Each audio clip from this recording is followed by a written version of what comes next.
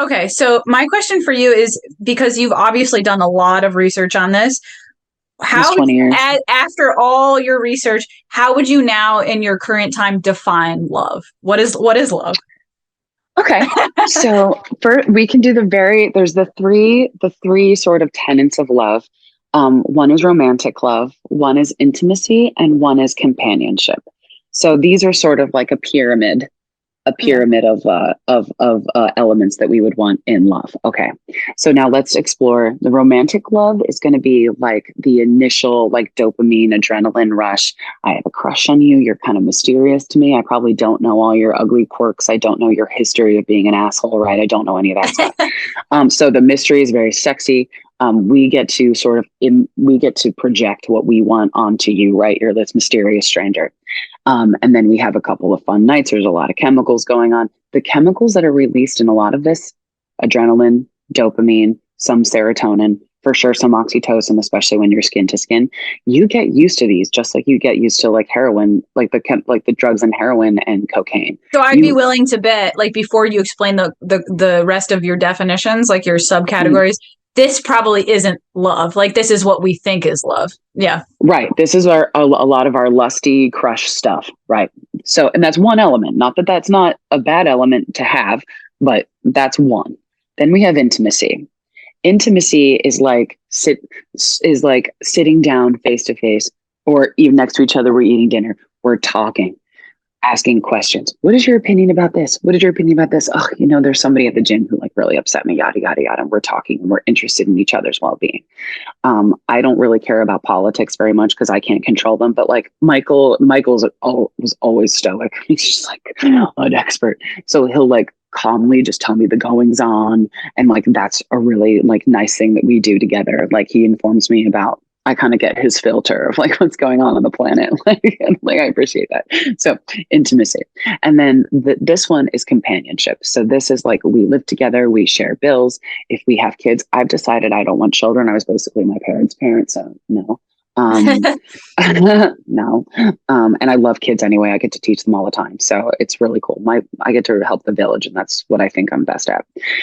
So this is like we have kids together. We have a house. We're raising. We have to share things financially. We have to share like sort of like integrated families, potentially stuff like that. So perfect love is when we have all three of these. Yeah. Okay. So I can sort of really quickly, I think I'm pretty good at discerning like what's happening in certain things. So intimacy for me, that's always there. So all of my friends, my students, everyone, we always have intimacy. We're vulnerable. You can talk, ask questions, trust the other person's going to give you their like best insight. The other person cares. There's no assumption ever. You don't care about me. That would never happen. Right. Okay. So that's intimacy. So the romantic love, because I understand like the space factor, like having some time away from each other and then missing each other, I get to keep this a lot. I get to keep the romantic love. I get to keep the lust and the excitement. And again, that's from like a little bit of stoicism and then a little bit of understanding the value of being away from each other and having some of your own life, right? And then as far as the companion love, I mean, when I met Michael, I was in this gross relationship with this girl for like late high school and all of like college. She absolutely just tortured me. So when I met Michael, I moved in with him immediately. So we've been living together since 2006.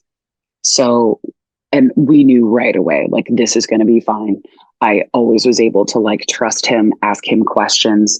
Like, I love maintaining a home just so like he can be comfortable. I mean, it's for me too, and like my students nowadays and my friends and family, but 100%, like it was so easy for me to be like, I love to like homemake. That's one of the reasons I'm not having kids. I like literally maintained our parents like 4,000 square feet houses. So it's just like, okay, you guys are exhausting me.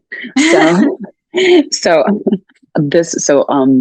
like sharing money responsibilities, no problem. I was way overexposed to that as a kid. So I think I'm very good at maintaining all three of these, and then knowing if we have to compartmentalize taking down whichever one it is. I don't mean to flip you off, but you know what I'm saying. I think I'm very good at that. So I think Love is going to be a combination of all three of those things, or you very specifically select, like for your friends, we select just the companionship and the intimacy, right? And we don't have romantic love with them. But then there's going to be some people who don't have any of these and they just have companion love, right? These are people who are in like a loveless marriage, right? They don't really talk to each other. They don't have intimacy and they're definitely not having like hot, passionate sex. And then there's some people who don't have the companionship, but they have these things, right? And like this is like maybe like someone you're pursuing and maybe they have a situation they can't quite get past. So you don't have the companionship yet, but there's at least some potential. So I think I'm very good at like knowing balancing all the three. Yeah. I would maybe throw this one in there. I don't know if this could be lumped into one of these three categories. Maybe I don't know. But something that I've personally learned over the years is that when I was younger, I used to only understand the first one, the one where you... Me too. The one where you miss the mystery and the lust and that. 100%. And like you said, it was like a drug that I became addicted to. And once... It is addicting. The quote unquote honeymoon phase, whatever you want to call it, once that would pass by, I would run away from the other two. So I would also personally add in there, and again, this might just be something that... It might just be one of them, yeah. One of the things that gets lumped in there is learning to accept the person for actually who they are. Because sometimes who you feel you're getting in the mystery phase, in that honeymoon phase, could be, like you said, a projection of yourself, or it could be their best self because they're trying to get laid. You know what I mean? Like they have they have no faults, right? They're going to put on their best behavior as far as you're concerned. Yeah. So intimacy, probably, sweetheart. That's where that one would fall. Yeah, is like really like having a proper expectation. Like, you know, when you went on the first date and they were like their most confident, best self, and then suddenly, 8 months down the road, they're farting on the bed. They're, they're sick. They have a cold. They're in a depression.